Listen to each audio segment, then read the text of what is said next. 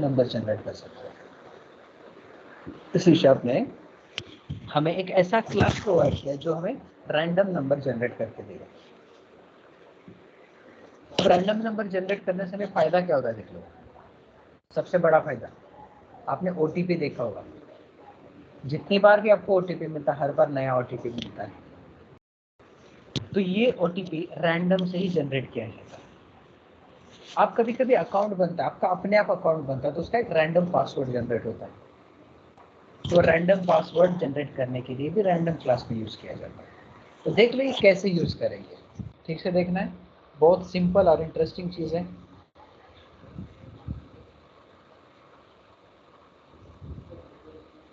देखो कर क्या रहा हूं मैं, देखो यहाँ पे डायरेक्टली मैं मेन के अंदर ही लिखता हूँ। देखो मेन में मैं रैंडम क्लास डायरेक्टली ले रहा हूँ। So random r equals to new random. ये इनबिल्ट क्लास है तो क्लास का बनेगा ऑब्जेक्ट। ये हमारा क्लास नहीं है, हमने क्रिएट नहीं किया, ये रैंडम क्लास इनबिल्ट है सिस्टम के अंदर। ये अब देखो यहाँ पे मैं क्या कर रहा हूँ, directly console dot write line के अंदर I am writing R dot next.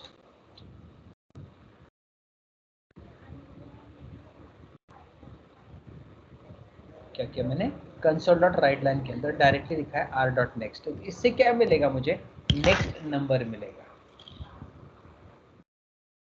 Parenthesis चाहिए इसको, तो इससे क्या मिलेगा मुझे, नेक्स्ट नंबर। देखो मैं रन कर रहा हूँ तो क्या आता है नंबर, देखो बाय डिफॉल्ट ये नंबर कितने डिजिट का और कौन सा दे रहा है देख लो। तो कोई भी एक रैंडम नंबर बन रहा है, देख लो। सिमिलरली मैं इसी को वापस रन करता हूँ,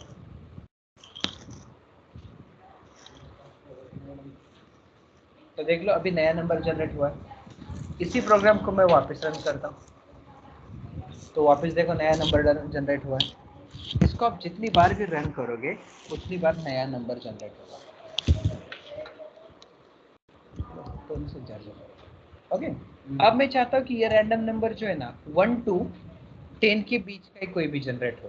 तो इस लाइन को मैं कमेंट कर रहा हूँ, रैंडम आर डॉट नेक्स्ट के अंदर मैं क्या कर रहा हूँ 1,9 लिखता हूँ। तो इसका मतलब क्या हुआ, 1 to 9 के बीच का कोई भी एक रैंडम नंबर जनरेट होगा। देखो अभी 3 जनरेट हुआ है, वापस रन करो देख लो 7 जनरेट हुआ, वापस रन करो 6 जनरेट हुआ है। तो इसका ऑर्डर बिल्कुल भी फिक्स नहीं है, ये रैंडमली कैसे भी जनरेट करेगा। वेट,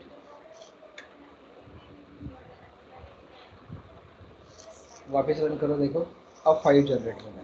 तो आप जितनी बार भी इसको रन करोगे उतनी बार नया नंबर जनरेट होता है। तो ये होता है आपका रैंडम क्लास, सिंपल सा एक बेसिक क्लास मैंने यूज किया। अब देख लो इस क्लास का यूज करके मैं रैंडम नंबर और कैसे जनरेट कर सकता हूँ। चलो मैं चाहता हूँ कि एक रैंडम पासवर्ड जनरेट करूँ। तो रैंडम पासवर्ड जिन कैरेक्टर्स का मिला के आपको बनाना है, जो सिंबल्स आपको चाहिए उनको कहीं पे स्टोर करो एक जगह पे। तो देखो मैं रैंडम पासवर्ड कैसे जनरेट करूँगा।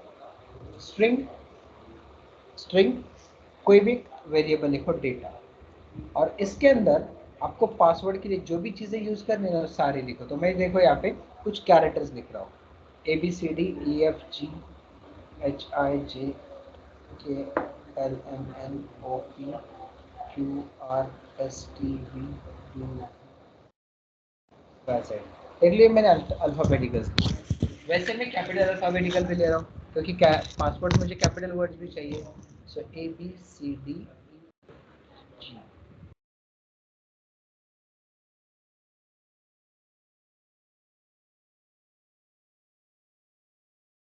चलो ये मेरा XYZ।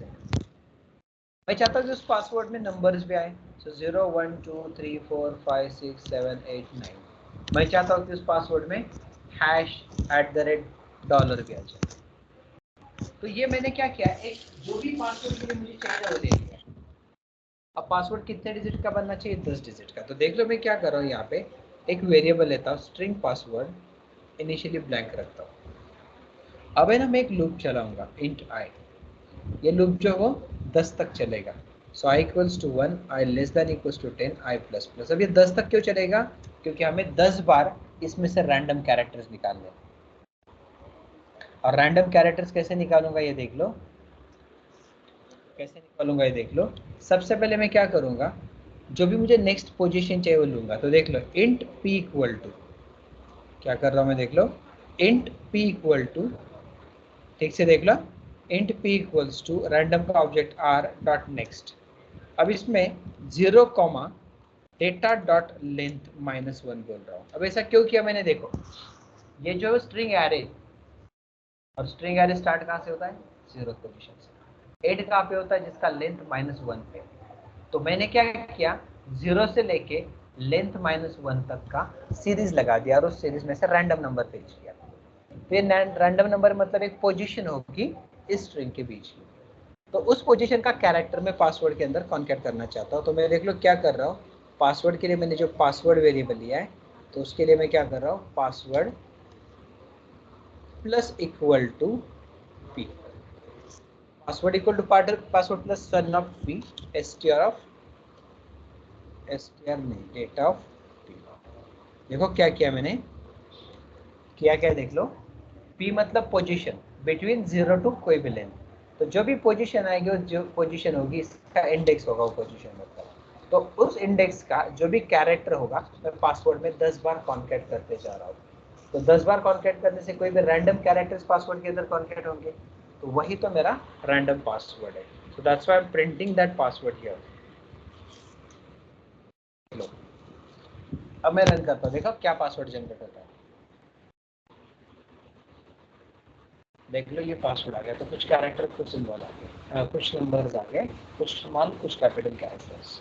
इसको वापस रन करो, देखो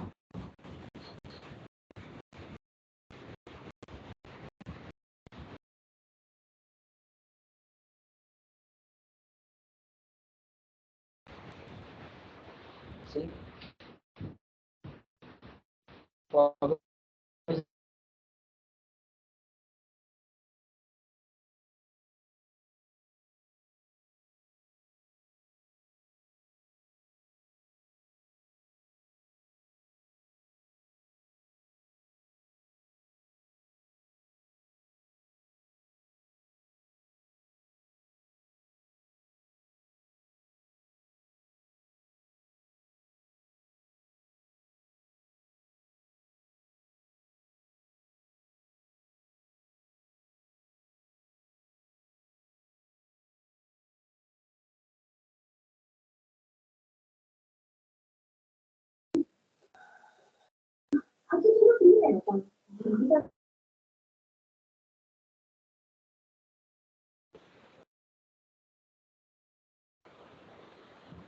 हेलो, आवाज आ रहा है आप लोगों को मेरा?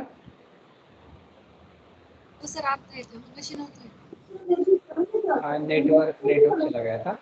देखो मैंने किया क्या यहाँ पे इस प्रोग्राम में, सबसे पहले मैंने एक रैंडम का ऑब्जेक्ट बना दिया आर, रैंडम इनबिल्ट क्लास है। उसके बाद मैंने एक स्ट्रिंग डिक्लेयर की, मुझे जो पासवर्ड बनाना है वो पासवर्ड किन कैरेक्टर्स का मिला के आप बनाओगे, क्या क्या इसमें ऐड करना चाहते हो। तो मैंने क्या किया है, अल्फाबेटिकली A to Z रखा हुआ है, कैपिटल स्मॉल नंबर्स भी रखे और कुछ सिंबल्स भी रखे, जिसको हम स्पेशल कैरेक्टर्स बोलते हैं। फिर मैंने एक पासवर्ड एम्प्टी वेरिएबल डिक्लेयर किया है, आई एक वेरिएबल है। उसके बाद आई जो लूप है वो 1 to 10 एग्जीक्यूट किया। ये 10 क्यों एग्जीक्यूट किया है, क्योंकि मुझे जो पासवर्ड बनाना है वो 10 साइज का बनाना है, लेंथ उसका 10 होना चाहिए। फिर मैंने क्या किया, एक रैंडम नंबर जनरेट कर दिया। रैंडम नंबर जो है वो इस पोजीशंस का होगा, एरे का, सॉरी जो स्ट्रिंग है हमारी, स्ट्रिंग का जो भी कैरेक्टर पोजीशन है 0 से लेके इसके लेंथ -1 तक का, उसके बीच का कोई भी रैंडम नंबर हम फेच कर रहे हैं 10 बार। जो भी रैंडम नंबर फेच करे वो एक्चुअल में उस स्ट्रिंग के कैरेक्टर की पोजीशन होगी।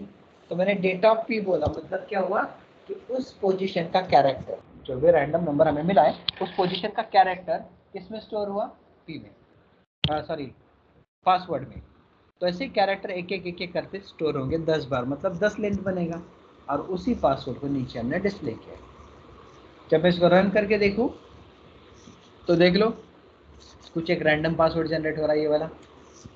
वैसे मैं अगर रन करूं तो अभी नया कुछ पासवर्ड जनरेट होगा, जिसमें कभी कैपिटल स्मॉल नंबर्स कैरेक्टर्स कुछ भी आ सकता है।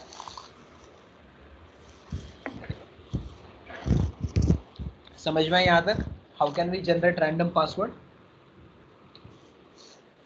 तो ये बहुत यूजफुल होता है इंटरव्यूज के टाइम पे या रियल टाइम प्रोजेक्ट अगर बनाना है तो इसकी ज़रूरत पड़ेगी आपको कि रैंडम पासवर्ड कैसे बनाया जाता है।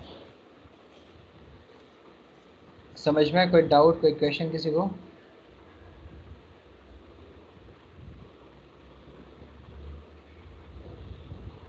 हेलो, कोई डाउट, कोई क्वेश्चन? No sir. बाकी लोगों को भी समझा?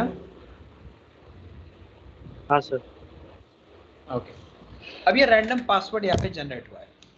अब नेक्स्ट टॉपिक है अपना, कुछ इनबिल्ट रेफरेंस वेरिएबल्स होते हैं। तो एक वेरिएबल होता है इन, दूसरा होता है आउट और तीसरा होता है रेफ। बहुत बार इन तीनों में इंटरव्यू पे क्वेश्चंस पूछते हैं। ओके, क्या करते हैं, बहुत बार इंटरव्यूज में क्वेश्चंस पूछते हैं। अब ये इन, आउट और रेफ क्या वर्ड्स होते हैं ये देख लो, ये बहुत कॉमन क्वेश्चन है इंटरव्यू का, ठीक से देख लो। ये हो गया आपका रैंडम पासवर्ड फाइंड आउट करने का, ये कोड मैं यहाँ पे रख लूँ कहीं पे, जब आपको ज़रूरत पड़ेगी आप ले सकते हो। उसके बाद नेक्स्ट टॉपिक है अपना इन, आउट एंड रेफ। अब देख लो, इसी प्रोग्राम के अंदर करने वाला, इसलिए उसको निकाल दिया मैंने। ठीक से देखो, मान लो आपके पास यहाँ पे एक फंक्शन है void add, ठीक से देख ला। इसके अंदर मैं int a equal to 10, b equals to 20, c कर रहा हूँ। c equals to a plus b कर दूँ और नेक्स्ट लाइन पे मैं कंसोल डॉट राइट लाइन पे एक c को प्रिंट करूँ, ये डायरेक्टली मैसेज दे दूँ एडिशन इक्वल्स टू c। जब हम मेन में आऊँगा तो क्या करेंगे, हम क्लास का ऑब्जेक्ट बनाएंगे, program p equals to new program, और प्रोग्राम थ्रू हम क्या करेंगे, ऐड मेथड को कॉल करेंगे। और फिर नेक्स्ट लाइन पे होता है कंसोल डॉट रीड लाइन। तो ये एक छोटा सा फंक्शन हमने बनाया है जिसमें हम दो नंबर का एडिशन कर रहे हैं, नंबर भी हमारे फिक्स है 10 एंड 20। तो जब मैं इसको रन करूँ तो मुझे आउटपुट में 30 मिलेगा। ये हमारा बेसिक प्रोग्राम है, एकदम सिंपल। अब देखो, इस प्रोग्राम को मैं 1000 टाइम भी रन करूँ, इस प्रोग्राम को मैं 1000 टाइम भी रन करूँ तो भी सेम ही आउटपुट आने वाला है। क्यों? क्योंकि इस फंक्शन के अंदर हमने कॉमन फिक्स वेरिएबल्स बना के रखे हैं। ए जैसे कि 10 रखा हुआ है, बी 20 रखा हुआ है, तो ये फिक्स वेरिएबल्स है, ये कभी चेंज नहीं हो रहा है। तो इस फंक्शन को हम मल्टी वैल्यूज के लिए यूज नहीं कर पा रहे, इसलिए हम क्या करते हैं, ऐसे सेम फंक्शंस बनाएंगे बट जिसमें पैरामीटर्स हम पास कर सकते हैं। तो हमने जो यहाँ पे ए और बी पास किया ना, ये यहाँ पे ना करके मैं यहाँ पे पास कर लूँ इंट ए कॉमा इंट बी, तो इसको बोलते हैं फंक्शन विथ पैरामीटर्स। अब जब इसको रन करो ना, रन करते टाइम देखो, कॉलिंग के टाइम पे हमें जो चाहिए वो पैरामीटर्स हम पास कर सकते हैं। तो इसका फायदा क्या हुआ, ये जो 89 है वो चला जाएगा ए में, 67 जाएगा बी में, फिर दोनों का एडिशन होगा, सी में स्टोर होके प्रिंट होगा। तो देख लो, एडिशन मिला 156। अब उसी फंक्शन को अगर मैं वापस कॉल करूं, p dot display sorry p dot add, और इसके अंदर मैं 10,70 पास करूं, तो देख लो सेम फंक्शन मैंने दूसरी बार कॉल कर दिया और आउटपुट अभी कुछ अलग आ गया 80।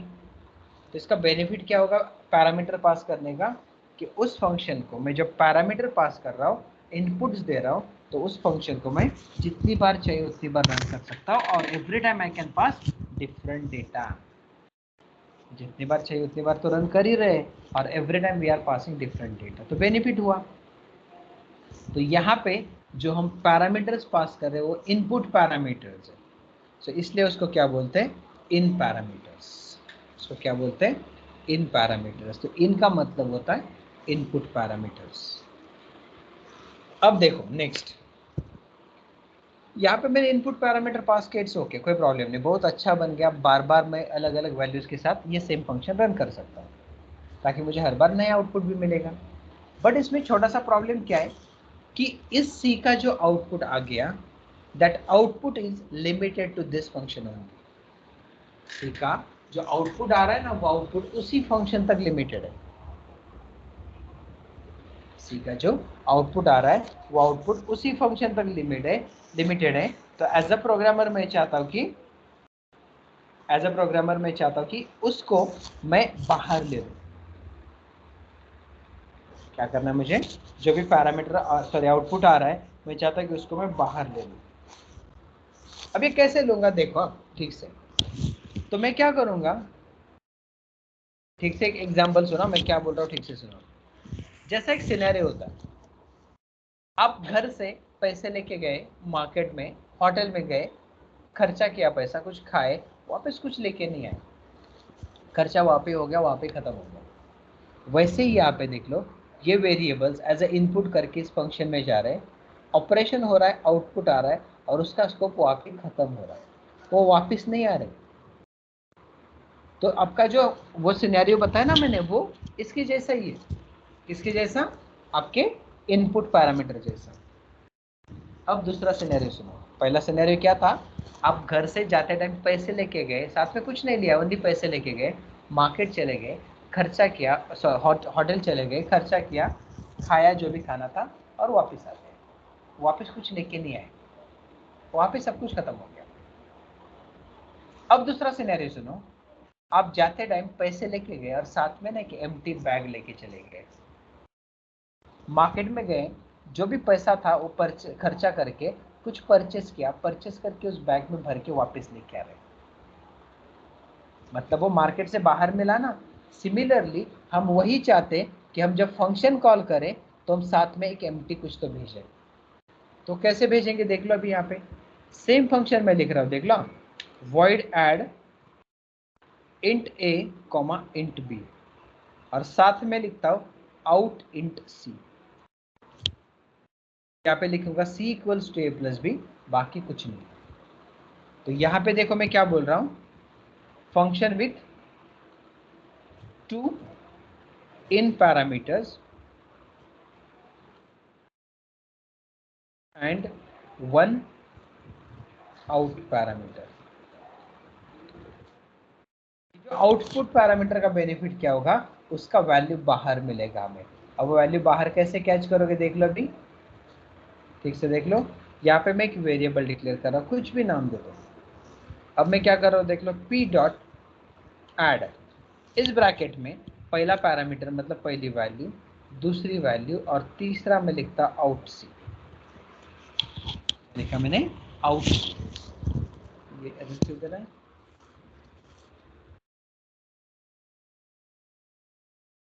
सी डज नॉट, सॉरी सी नहीं डी, और इसको लिखेंगे आउट ऐसे। तो देख लो डी था, तो इसका मतलब क्या हुआ देख लो, मैंने दो इनपुट्स भेजे उस फंक्शन में और साथ में मैंने एक एम्प्टी वेरिएबल भेजा है। तो ये एम्प्टी वेरिएबल किस में, ये दो इनपुट किस में जाएंगे, 10 चला जाएगा ए में, 20 जाएगा बी में, और जो डी वेरिएबल है वो जाएगा सी में। फिर सी में क्या हो रहा है, ए और बी का एडिशन आ रहा है, इनडायरेक्टली वो एडिशन, डायरेक्टली तो सी में दिख रहा है बट इनडायरेक्टली वो एडिशन डी में आएगा। तो इसके बाहर डी में वैल्यू आ रहा है और out dot console dot write line के अंदर मैं लिखता हूँ addition equals to plus d. तो हमें जैसे मैंने बोला ना कि मैंने घर से मार्केट में जा रहा तो कुछ इनपुट पैसा दिया और आउटपुट में एक एम्प्टी बैग दिया, ये पैसा यहाँ पे खर्चा हो रहा है, उससे कुछ परचेस होकर रहा है, हम आउटपुट ला रहे हैं, वो आउटपुट उस बैग में भर के वापस लेके आ रहे हैं ताकि उस आउटपुट को यहाँ पे डिस्प्ले कर सके। तो देख लो आउटपुट वही मिला मुझे जो चाहिए था। समझ में इन और आउट पैरामीटर का डिफरेंस, आउट का मतलब we can take that value outside the function. समझ में कोई डाउट, कोई क्वेश्चन? हेलो, यहाँ तक समझ में आया क्या, कोई डाउट कोई क्वेश्चन?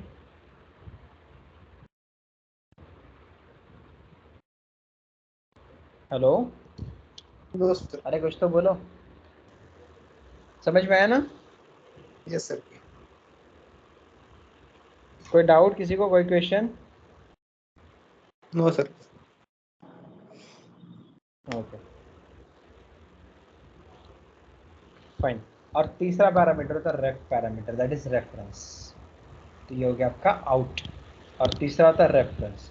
रेफरेंस और आउट में डिफरेंस देख लो क्या है, एज इट इज है, कोई चेंज नहीं, देख लो बस चेंज एक छोटा सा ही है, वो देख लो क्या है। सेम मैं पास कर रहा हूँ इंट ए इंट बी और कॉमा रेफ इंट सी,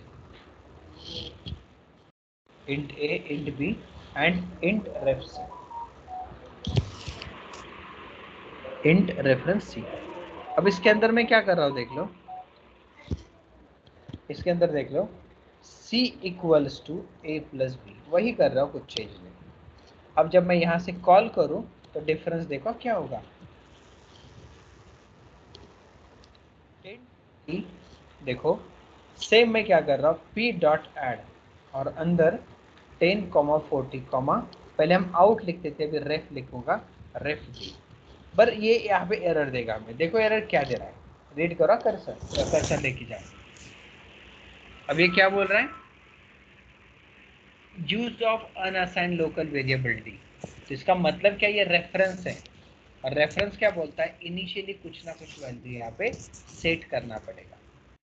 आउट में वैल्यू सेट करने की जरूरत नहीं, बट इसमें वैल्यू सेट करना पड़ेगा, स्टार्टिंग पे कुछ तो रखना पड़ेगा उसमें, तब जाके रेफरेंस जाएगा, क्योंकि रेफरेंस मतलब एड्रेस है और एड्रेस के लिए कुछ तो मेमोरी चाहिए होता है, वही मेमोरी यहाँ पे जा रहा है। जब इसको रन करोगे तो सेम आउटपुट मिलेगा हमें, ये आपका in out and ref parameter. कौन से 3 पैरामीटर्स है, इन भी है, आउट भी है और रेफ भी। समझ में है, कोई डाउट, कोई क्वेश्चन? No sir.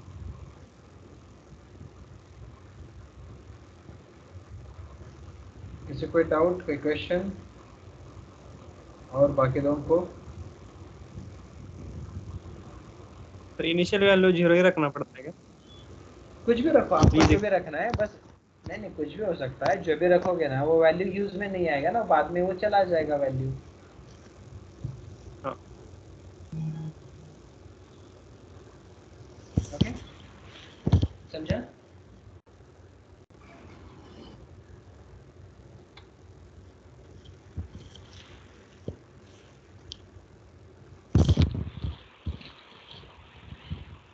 ओके, यहाँ तक क्लियर है? इन फंक्शन में और एक फंक्शन होता है जो वॉइड नहीं लेता, रिटर्न करता है कुछ। रिटर्न मतलब हम फोर्सफुली उसको बाहर लेना ही पड़ता है। तो देख लो क्या है, जहाँ पे हम वॉइड लिख रहे हैं उसकी जगह इंट लिखता हूँ, ऐड इंट ए कॉमा इंट बी, जिसको बोलते हैं फंक्शन विथ रिटर्न टाइप। तो ये जो है फंक्शन विथ रिटर्न टाइप।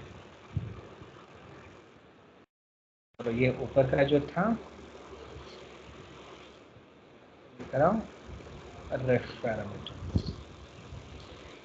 और ये रिटर्न टाइप है। तो रिटर्न टाइप में क्या होता है देख लो, int c equals to a plus b, और फिर यहाँ पे लिखना पड़ता है रिटर्न c।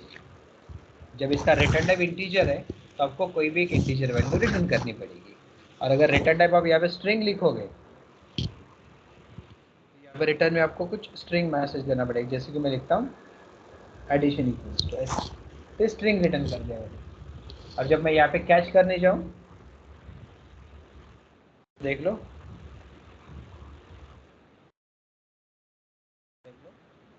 यहाँ पे कोई भी एक स्ट्रिंग पैरामीटर डिक्लेयर करो, string image equal to p dot add, ऐसा लिखा जाएगा, और कोई भी 2 वैल्यूज पास करो, string message equals to p dot add, और यहाँ पे कंसोल डॉट राइट में क्या लिखेंगे, image।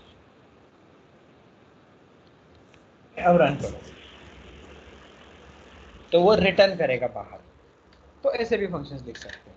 So these are the different ways to create a function, but बहुत बार इंटरव्यूज में आउट एंड रेफ का डिफरेंस पूछते हैं। तो डिफरेंस ये है कि रेफरेंस वेरिएबल को पहले इनिशियलाइज करना पड़ता है, आउट को इनिशियलाइज करने की जरूरत नहीं है, और दोनों बाहर वैल्यू निकाल सकते हैं। समझ में यहाँ तक?